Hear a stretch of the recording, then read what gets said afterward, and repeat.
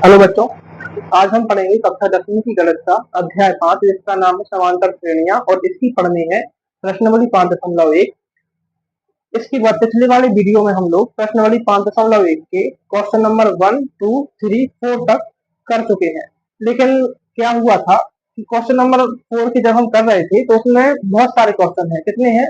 उसमें 15 क्वेश्चन है। ठीक है, तो उन 15 क्वेश्चन में से हमने सिर्फ 5 या 6 क्वेश्चन किए थे, तो बाकी जो बचे क्वेश्चन थे तो वो क्वेश्चनों को आज हम यहाँ पर करेंगे। और आप लोग ध्यान से देखना, बहुत सरल क्वेश्चन है वो। उनमें क्या कर रहे थे हम, हमें एक समांतर श्रेणी ए की दी थी, तो हमें ज्ञात करना था कि ये समांतर श्रेणी है या नहीं है। अगर वो समांतर श्रेणी हो रही थी, मतलब डी जो हमारा सार्वंतर होता है, अगर डी का मान बराबर आ रहा था सभी पदों के बीच में, तो वो हमारी समांतर श्रेणी कहलाती थी। अच्छा, अब अगर वो समांतर श्रेणी है तो हमें क्या करना था कि अगर उसमें 4 पद दिए हैं तो उसके आगे के 3 पद और हमें लिखने होते थे। अगर समांतर श्रेणी नहीं है तो हमें वहीं का वहीं सवाल को छोड़ देना था और वहीं हमारा सवाल हल हो जाता था। तो अब हम करके बताते हैं इसके क्वेश्चन नंबर 6 से, क्योंकि क्वेश्चन नंबर 7 से, क्योंकि क्वेश्चन नंबर 6 जो है हमारे कंप्लीट हो चुके हैं। अब क्वेश्चन नंबर 7 से हम इन्हें करेंगे। तो क्वेश्चन नंबर 7 हमारा क्या है? क्वेश्चन नंबर 4 के क्वेश्चन नंबर 7वां क्वेश्चन नंबर 7 हमारा है 0 अल्पविराम -4 अल्पविराम -8 अल्पविराम -12। ये हमारा क्वेश्चन है। ठीक है, तो इस प्रकार से हमें कुछ पद दिए हैं। अब हमें इन पदों के बीच का अंतर ज्ञात करना है। तो अंतर हम किससे ज्ञात करते थे? जैसा हमने पहले बताया था, इनके लिए हम सार्वंतर निकालते थे। क्या निकालते थे अपन? सार्वंतर। सार्वंतर क्या होता है? दो पदों के बीच का अंतर। और इसे निकालने का फॉर्मूला क्या होता है? इसे निकालने का फॉर्मूला होता है, इसे हम डी से दर्शाते हैं। डी, इसे निकालने का फॉर्मूला होता है क्या? A2 minus A1। अब यहाँ A2 क्या है? तो A2 यहाँ दूसरा पद है। A मतलब होता है पद। अब उसके नीचे जो संख्या लिखी हो तो उस नंबर के हम पद को देख लेते हैं। जैसे यहाँ A1 लिखा है तो मतलब पहला पद 0 होगा। A2 मतलब दूसरा पद होगा -4। तो हमें क्या करना है? इसका सार्वंतर निकालने के लिए A2 में से A1 को घटाना है। तो A2 हमारा क्या है? यहाँ पर A2 है हमारा -4। A1 क्या है? 0 है, -0। अब आपको पता होगा, जब 0 में से हम कोई भी संख्या घटाते हैं, चाहे प्लस की हो चाहे माइनस की हो, तो ज्यों की त्यों जो संख्या है वो वहां पर बराबर में आ जाती है। ठीक है, तो यहाँ क्या आ जाएगा? जैसे -4 को हम 0 में से घटाएंगे तो हमारा क्या आएगा? -4 आ जाएगा। इसके बाद इसके बाद यहाँ तो इन दोनों पदों के बीच का अंतर का हमें पता चला है। इसके बाद और जो पद है उनके बीच का अंतर निकालते हैं। तो देखो, उनके बीच का अंतर निकालने के लिए क्या करेंगे? फिर से करेंगे। अब पहले हमने किया था A2 माइनस A1, अब हम करेंगे A3 माइनस A2। तो यहाँ लिखेंगे A3 माइनस A2। अब यहाँ पर आप लोग बताओ A3 क्या है? तो बहुत सरल सी बात है, A3 होगा यहाँ पर तीसरा पद। हमारा तीसरा पद क्या है? -8 है। तो यहाँ हम लिखेंगे -8। इसके बाद माइनस का चिन्ह, फिर क्या है? -4 है। ये कोष्टक नहीं लगाएंगे हम, क्योंकि यहाँ पर एक कोष्टक दूसरा लगा रहे हैं, ये वाला -4 वाला। अब फिर से आपको समझा दें, हमारा A3 क्या था? -8 था, तो हमने -8 लिखा। फिर जो माइनस का चिन्ह ये वाला है, ये है सूत्र वाला। यहाँ पर जो माइनस का चिन्ह है वो ये वाला है। इसके बाद कोष्टक के अंदर क्या रखना था? A2। तो A2 क्या है? -4 है, तो -4 यहाँ कर दिया। अब देखो, बहुत सरल सी भाषा में, जब क्या हो जाएगा? ये हो जाएगा -8 ज्यों का त्यों रहेगा। अब -4 कोष्टक में है, कोष्टक के बाहर एक और माइनस है, तो ये दोनों माइनसों का गुणा हो जाएगा और माइनस माइनस प्लस हो जाएगा। तो यहाँ प्लस और 4 ज्यों का त्यों।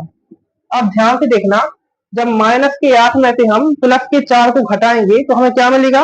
हमें मिलेगा -4, क्योंकि माइनस की संख्या यहाँ पर बड़ी है। तो यहाँ लिखेंगे -4।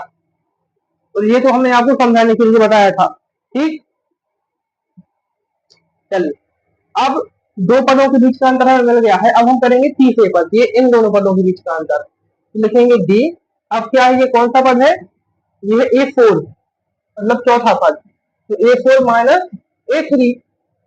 तो हम जिस पद को सामने लिखते हैं उसके आगे वाले पद को हमें उसमें से घटा देना है। तो A4 क्या है हमारा, A4 हमारा है माइनस का 12, फिर सवाल वाला माइनस, उसके बाद कोष्टक, फिर A3 क्या है, A3 माइनस का 8 है, बराबर। देखो जैसा यहाँ हुआ था बिल्कुल वैसा यहाँ हो जाएगा।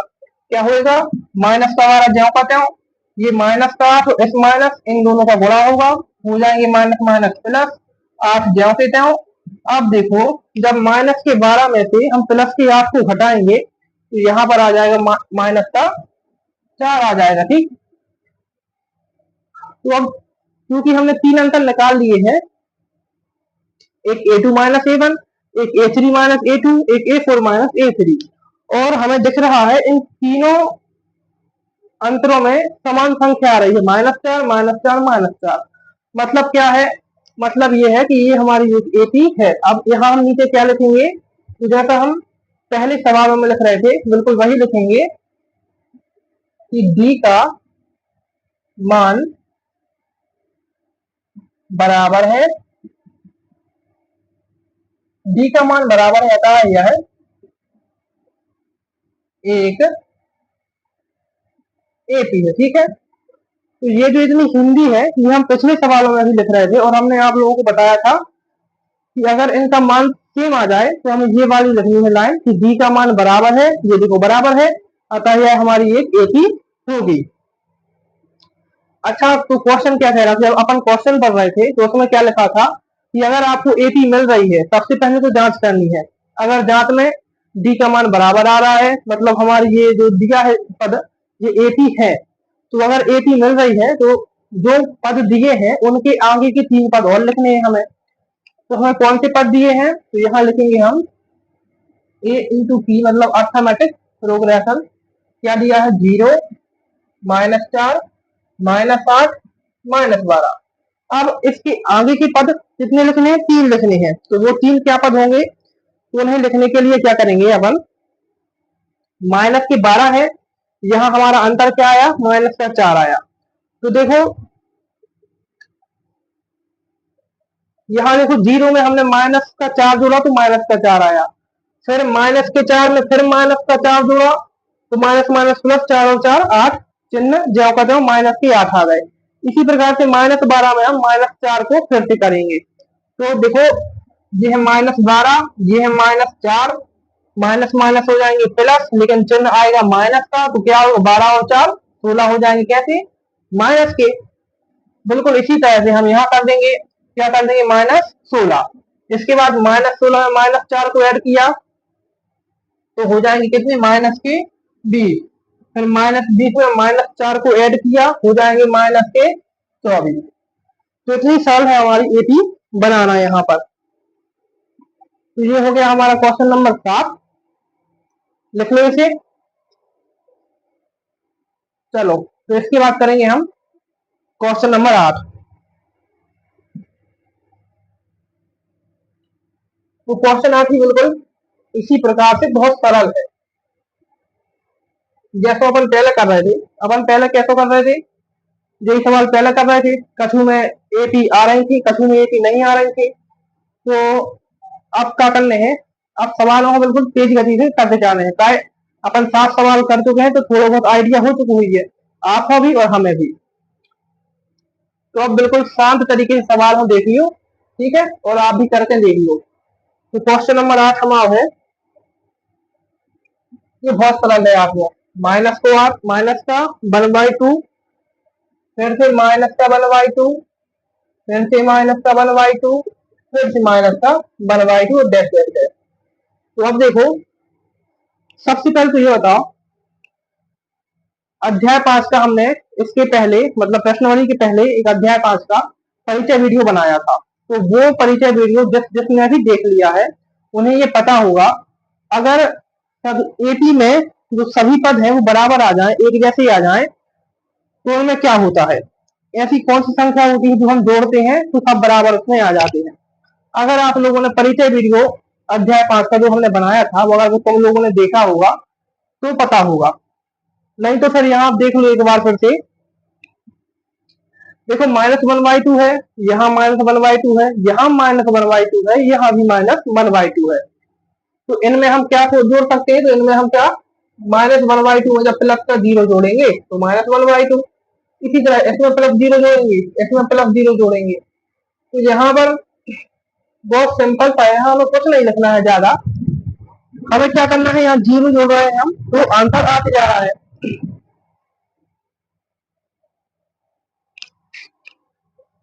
तो यहाँ हमें सिर्फ लाइन लिख लेनी है कि भाई डी का मान बराबर होगा, डी का मान बराबर होगा। अतः यह एक एपी है, यह एक एपी है। क्या लिख दिया हमने? ज्यादा कुछ नहीं किया हल, सीधे सीधे लिख दिया भाई डी का मान बराबर है, अतः यह एक एपी है।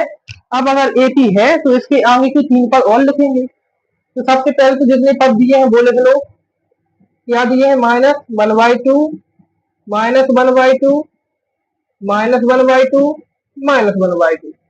अब इसके आगे की 3 पद और लिखने के लिए क्या करना होगा?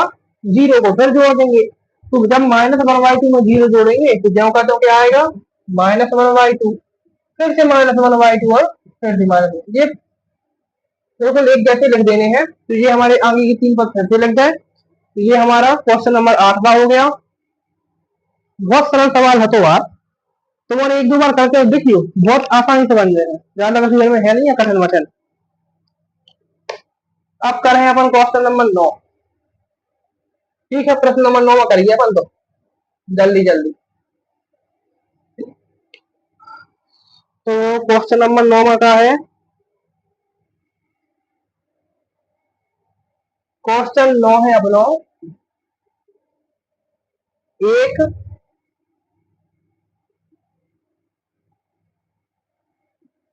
3 9 7 जो है अपना क्वेश्चन नंबर 9। देखो जा एक पद अपन होता है ये, अब इनमें अपन क्या करने हैं? कार्बांतर निकालने हैं। कार्बांतर का कहा है? डी का हाथ है। तो जल्दी से अपन कार्बांतर निकालिए। तो निकालिए डी का हाथ है A2 - A1। A2 का है 3 है, A1 का है 1 है।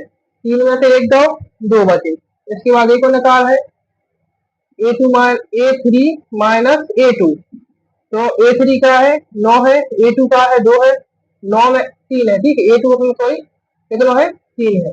9 में से 3 जो है 6 बच। अब आप लोगों को ऐसा ही पता पड़ गए है कि ए डी को मान अलग आओ है, 2 आओ है, ए डी को मान 6 आओ है। तो भैया साफ साफ है कि डी को मान बराबर नहीं है। अगर डी को मान बराबर नहीं है तो जा अपनी ए पी 9, मतलब जा एक समांतर श्रेणी 9। तो अपन तो लिख दे हैं कि भाई डी का मान बराबर नहीं है, सीधी सी बात है। अतः यह एक एपी नहीं है। बहुत सिंपल सी बात है भाई, डी को मान बराबर नहीं है। 2 स्टेप में पता चल गया डी को मान बराबर नहीं है। इसको अपन ने तीसरा करो ही नहीं है, लिख दो डी को मान बराबर नहीं आता, यह एक एपी नहीं है। इसके बाद 10वां सवाल।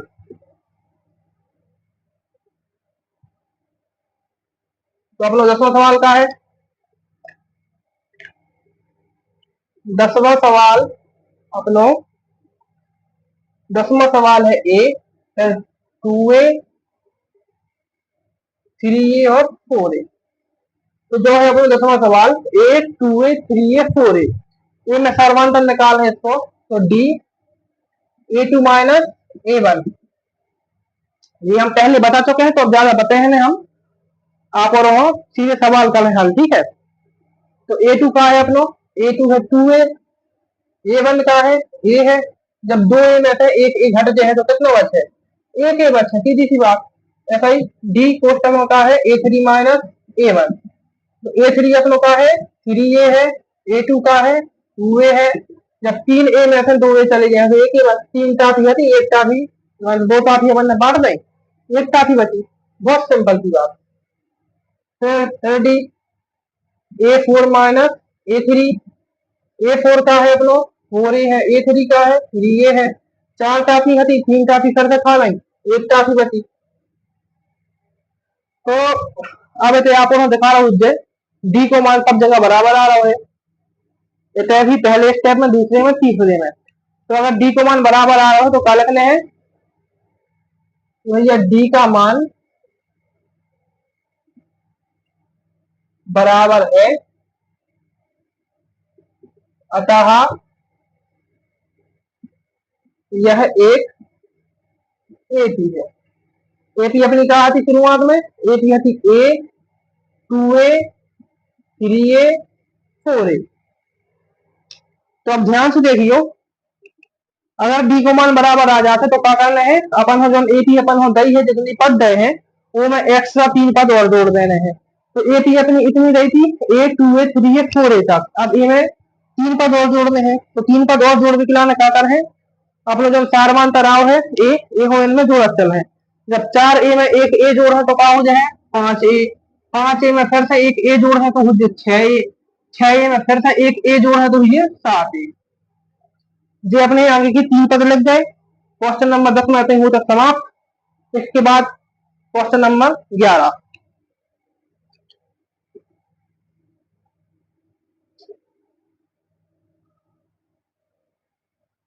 तो अब कर है अपन क्वेश्चन नंबर 11। क्वेश्चन नंबर 11 का दो है ए स्क्वायर, ए क्यू और ए 4। जो है अपना क्वेश्चन नंबर 11। ए स्क्वायर मतलब ए का वर्ग, ए का घन, ए का ए पर 4 की घात। तो इसको भी क्या करें अपन, कार्बान्तर निकाल है। कार्बान्तर कैसे निकालते हैं, डी कोष्टक में A2 माइनस A1। तो देखो A2 का है अपनो ए स्क्वायर है, A1 का है ए ही है। अब देखो तक जो हल हुई है, जब तक इसको स्क्वायर हल न हुई है तब तक जो भी हल न हुई है तो ये वैसे ही छोड़ो। चलो इसके बाद फिर न्यूट्रोडी निकालो, ए क्यू माइनस ए स्क्वायर। ए क्यू का है अपनो मतलब हाँ जो है ए Q minus A2, A3 minus A2। तो ए क्यू है A3, A2 है ए को वर्ग। अब देखो जो भी हल हुई है का न हुई है, जब तक इनके वर्ग हल न हुई है, घन हल न हुई है, जब तक इन्हें अपन जोड़ घटा नहीं सकता है। तो देखो इतने में समझ में आ गई है, ए को अंतराव है ए स्क्वायर माइनस ए को अंतराव है ए पे क्यू माइनस ए स्क्वायर। तो बात साफ है कि डी को मान बराबर नहीं आ रहा हुआ है। तो अगर डी को मान बराबर नहीं आ रहा हुआ है तो अपनी ए पी नॉई, तो लिख दो कि डी का मान बराबर नहीं है, डी का मान बराबर नहीं है, अतः यह एपी नहीं है। बहुत आसान सी बात है, अगर डी को मान बराबर आ रहा है तो यहाँ के काम करने हैं, वरना नहीं करने आए। तो अपने डी को मान बराबर नहीं आ रहा हुआ है। अब अगला सवाल अपना हुआ है क्वेश्चन नंबर 12 पे आ गया भैया। अब बहुत आसानी से हल हुई है। तो क्वेश्चन नंबर 12 ध्यान से देखियो, जो इतना क्रिटिकल सवाल है। तो भाई क्वेश्चन नंबर 12 का दो है √2, √8, √18 √32 डैश डैश डैश। तो अब अपन सबसे पहले तो इनकी रूट को हल करने पर है। रूट हल करने के बाद उनकी सर्वांतर मतलब डी निकालने पर है। अगर डी के मान बराबर आए फिर एक श्रेणी हो आगे लिखने हैं, वरना नहीं लिखने आए। तो सबसे फर्स्ट नंबर जो काम अपन करने हैं वो तो अपन कर निकाल है। सबसे पहले रूट के लाने अपन हल कर रहे हैं। देखो रूट को कैसे हल कर सकते हैं, जैसे मान के देखो √2, तो ये होता अपन ज्यो को त्यों लिख दे हैं, इधर लिखे एपी का लिखे √2 ज्यो को त्यों। अब √8 को अपन का लिख सकते हैं, √8 को अपन लिख सकते हैं 2 √2, √18 को लिख सकते हैं 3 √18। देखा तरीके फिर बाद में बता रहे हैं कैसे लिख सकते हैं। √32 को लिख सकते हैं 4 √, का लिख सकते अपन 3 √2 लगता है भैया, 3 √2 लग रहा है। ए के बाद रूट 32 को लिख सकते हैं 4√2। तो जो अपन लिख सकते हैं √2, 2√2, 3√2, 4√2। अब मुद्दा जो है आपने सब कछु जनों तो पता ही है काय लिख रहे हैं, लेकिन कछु जनों को पता नहीं है कि अपन ये में जो आप संख्या काय लगा जा रहे हैं ना, कैसे जी आ रहे हैं। तो देखो बहुत सिंपल सी बात है, तो देखा चलियो। मान के चलो हमें √2 को बदलने हैं, तो अपन सबसे पहले देखो 8 के गुणनखंड क्या होता है। 8 के गुणनखंड हो 2 एकम 2, 2 दूनी 4 और 4 दूनी 8। ये कहा नहीं 8 के गुणनखंड। तो इसे का होते इन दोइयों के बन जाते जोड़ा। इन दोनों को जोड़ा बनाओ, तो जोड़ा बन के क्या हो जाते, मान के चलो जो है रूट, इसे अपन ने 8 8 लिखो है, 8 को अपन विस्तार से मतलब 2 एकम 2, 2 दूनी 4, 4 दूनी 8। जी अपन ने 8 से विस्तार से लिखना है। अब इन दोनों को मान ले जोड़ा बन गओ, जोड़ा बन के क्या बन जाए, जो बन जाए 4 गुणित 2, बन जाए 4 गुणित 2। तो जो ये हो जाए अपन कोष्टक के बाहर कर रहे हैं, तो कोष्टक के बाहर का हो जाए सबसे पहले तो वर्गमूल के अंदर है, वर्गमूल मतलब रूट होता है। तो जब रूट के अंदर जब संख्या है मतलब इसे वर्ग काम कर रहा है। जब ये बाहर कर रहे हैं तो इसको वर्ग हट जाए। 2 को वर्ग मतलब 4 को वर्ग का होता है 2 पर 2 की घात, जो घात कहा लो इनको रूट कहा नो करें, कहा नो घाते को रूट कहा लो। जब ये बाहर कर रहे हैं तो 2 के 4 के जो हो जाए 2, अंदर का बचे अकेले रूट। तो सिंपल सी बात, ऐसे ही इन सभी संख्याओं को हल है। तो जो आप घर एक करके देख लीजिए आराम से, हमने तो इतना कम ज्यादा है तो अपन बोला सवाल आगे। तो जो अपने इतना वहां गो, इसके बाद अपन डी निकाल है इनको चार मानदार। तो डी का होत है a2 माइनस a1। a2 का है 2√2 माइनस फिर का है √2। अब देखो कछु कछु जाने बिल्कुल इन्हें घूम गए हैं। अब कैसे हल करें, कौन किनारे तो किनारे हल करना बहुत आसान बात है, ज्यादा कछु को दिक्कत की बात नहीं है। तो जब अपन देखो इतने कितने लिखे हैं 2√2, इतने कितने लिखे हैं 1√2, एक ही लिखी कहा नहीं आगे कछु संख्या नहीं है। तो जब 2√2 में से 1√2 को घटे हैं तो कितना बचे 1√2 बच गए थे। तो जब को आ जाए ऐसा ये थे डी a3 माइनस a2। तो a3 अपनों का है 3√2, a2 का है 2√2। तो जब 3√2 में से 2√2 को घटा दे तो क्या बचे 1√2 बचे। ऐसा ये में कर रहे हैं डी कोष्टक में a4 माइनस a3। a4 का है 4√2, ऋण कितने घटाने हैं 3√2। जब 4√2 में से 3√2 घटा दे हैं तो कितना बचे, फिर से 1√2 बचे। तो आप लोगों को दिखा रहा हूँ देखा कि डी को मान कितना आ रहा है, सब जगह √2 आ रहा है मतलब बराबर आ रहा है। अगर डी को मान बराबर है तो लिखें अपन कि भाई डी का मान बराबर है, अतः यह एक एपी है। अब अगर एक एपी है तो ये अपन हम आगे के 3 पद और लिखने पर है। आगे के 3 पद और कैसे लिखे, सबसे पहले तो पुराने पद लिखने का है a इंटू पी का है √2 ऊपर के लिखने हैं √8, √18, √32 ये अपन हो गए थे। आगे के 3 पद और लिखने हैं, तो बे आगे के 3 पद कैसे लिखे, सबसे पहले देखो जब अपन क्या कर रहे थे 4√2 कर रहे थे, एक के बाद क्या कर सकते थे अपन आगे का 5√2 है। जब 4√2 में जो अपन 1√2 जोड़ है तो 5 के 5√2 अधिक तो 15 दे रहा है, ठीक है। मान के चलो हमने वही की वही लिखी है, क्या लिखी है √2, फिर 2√2, फिर 3√2, 4√2 जा लिखी है। अब 4√2 में अपन होगा पद लिखे बिना में क्या करना पड़ा है, जो अपना सर्वांतर डी आते है वो जोड़ना पड़ा थे। तो 4√2 में हम 1√2 जोड़ दे तो कितने हो जाए 5√2, फिर जोड़ दे तो 6√2, फिर जोड़ दे 7√2, हो जाए कहना हो जाए, ये अपने ऐसे हो जाए। अच्छा अब जैसी अपन हो एपी गई थी बिल्कुल वही तरीके से रखने हैं, तो क्या कर है इधर लिखे एपी,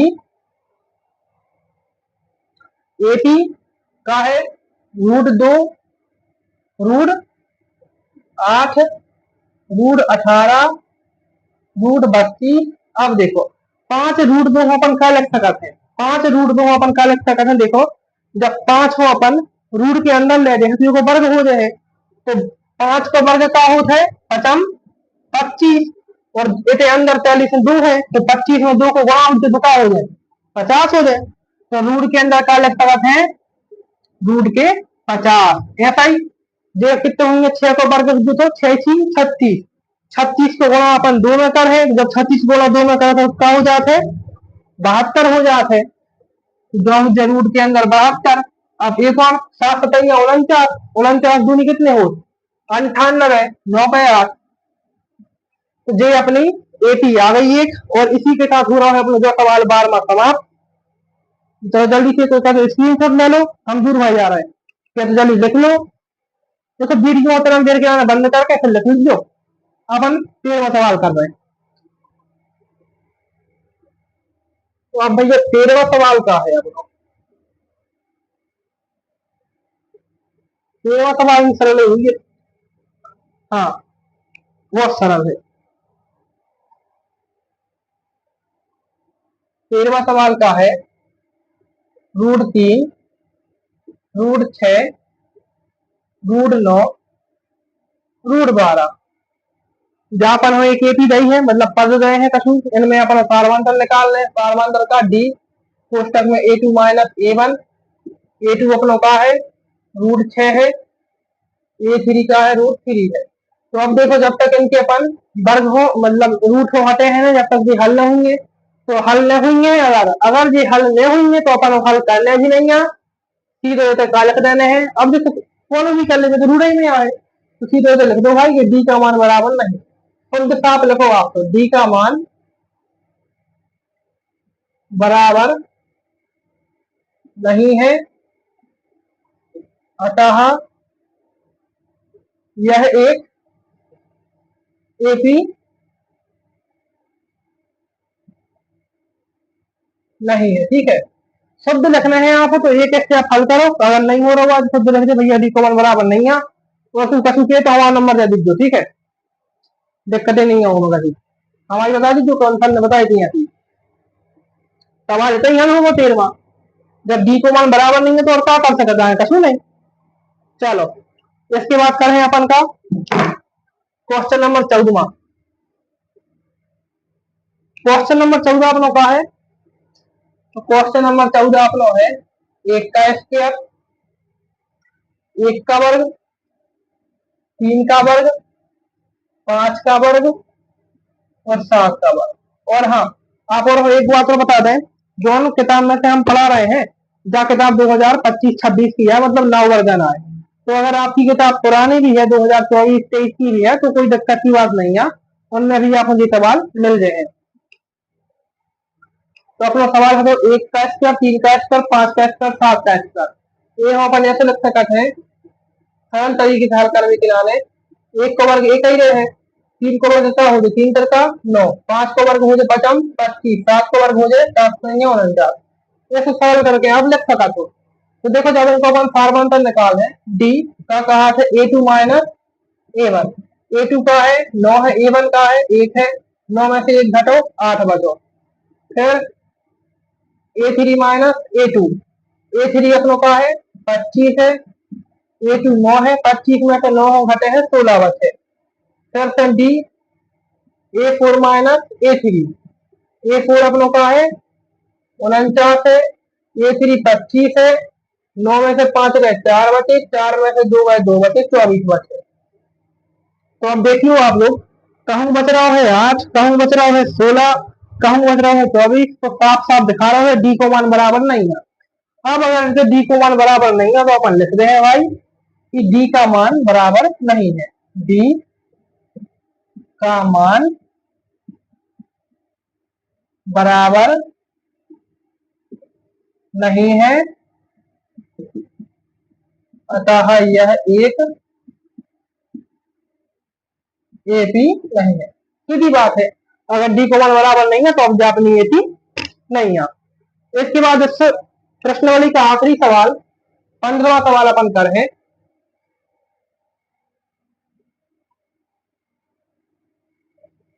जो सवाल हम जल्दी मिटा दो है तो वीडियो में बंद करके फिर लिख लीजिए। तो क्वेश्चन नंबर 15 का है अपनो। क्वेश्चन नंबर 15 है 1 का स्क्वायर, 5 का स्क्वायर, 7 का वर्ग, 73। ऐसा ही लिखे, वर्ग नहीं है, डैश डैश डैश। तो भैया अब क्या करना है, ये हल करो। तो ए इंटू पी का है 1 का वर्ग कुछ नहीं 1 ही, 5 का वर्ग 55 25, 7 का वर्ग 7 49 73 जो की जाओ डैश डैश डैश। अब इनको सार मान का डी निकालो का A2 माइनस A1। A2 का है 25, A1 का है 1, 25 में से 1 10 24 बचे, फिर D A3 minus A2। A3 का है 49, A2 का है 25, 9 में से 5 गए 4, 4 में से 2 गए 2, फिर 24। इसके बाद फिर से A4 माइनस A3। A4 का है अपनो 73, A3 का है 49, 3 हमारे 13, 13 में से 9 गए बचे 4, आपकी आई 4 के लिए तो 4 हो गए 5, 7 में से 5 के बचे 2, ये हो गया अपने 24। तो देखो आप तुम्हारे डी को मान सब जगह 3 स्टेप में बराबर आ रहा है 24 24। तो ऐसे अपन क्या लिखें कि भाई डी का मान बराबर है, अतः यह एक एपी है। तो डी का मान बराबर है, अतः यह एपी है। राइटिंग तो हम जल्दी जल्दी लिख रहे हैं, तो बोला तो जा रहे हैं क्या लिख रहे हैं, तो आप लोग लिखिए डी का मान बराबर है, अतः यह एपी है। अब अपन को एपी में क्या करने हैं, आगे के 3 पद और लिखने हैं। तो 1 का स्क्वायर है, 5 का स्क्वायर, 7 का स्क्वायर, 73 जो से बहुत ओपन हो। आप क्या करत जा रहे हैं, आगे की पद लिखने के जाने 73 में जी जोड़त जाना है 24। तो जब 73 में 24 में जोड़े तो क्या हुई है, 4 और 3 7, 7 और 2 9, 97 है। ठीक है, जब 73 में 24 जोड़ हो आप तो आप 97 मिल जाए। 97 में 24 जोड़ हो आप तो क्या मिल है आपको, बहुत सरल सी बात है। जब 97 में आप 24 जोड़ रहे हो तो आपको मिल जाएगा 121 और फिर मिल जाए 125। कैसे देखो, ये है अपने 24, ये है अपने 97, 8 और 4 कितने हो 12, तो 7 और 4 कितने होंगे 11, 11 की 1 7 की 1 2 और 1 3, 9 और 1 10 और 2 12। ठीक, 121, 121 में 24 में जोड़ दे तो 4 और 1 5, 2 और 2 4 और 1 को 1 कितने 145। ठीक है, जल्दी जल्दी में लग जाएगी। तो देखो आपकी एटी बन गई 1 का स्क्वायर, 5 का स्क्वायर, 7 का स्क्वायर, 73 97 121 45। तो भैया बच्चों हमारी प्रश्नावली 5 दशमलव के यही होती है समाप्त। और देखो हम हमारे वीडियो में थोड़ी सी भाषाओं चेंज कर देते हैं, मतलब देखो हम आए तो बुंदेलखंड के, तो थोड़ी सी बुंदेलखंडी भी वीडियो में चल जाते हैं। और बुंदेलखंडी खराब भाषा नहीं, वह भी अच्छी भाषा है, थोड़ा सा मजा आ जाते है वीडियो में। तो ठीक है, अगर जिन्हें आखिरी तक वीडियो देखी है तो बहुत बहुत शुक्रिया। आप लोग जो है चैनल के लिए सब्सक्राइब करो, लाइक करो और बेल आइकन पर करके बेल आइकन, अब हम नए नए यूट्यूबर हैं तो सब को पता नहीं चलता है, वो पर क्लिक कर दीजिए। ठीक है, धन्यवाद।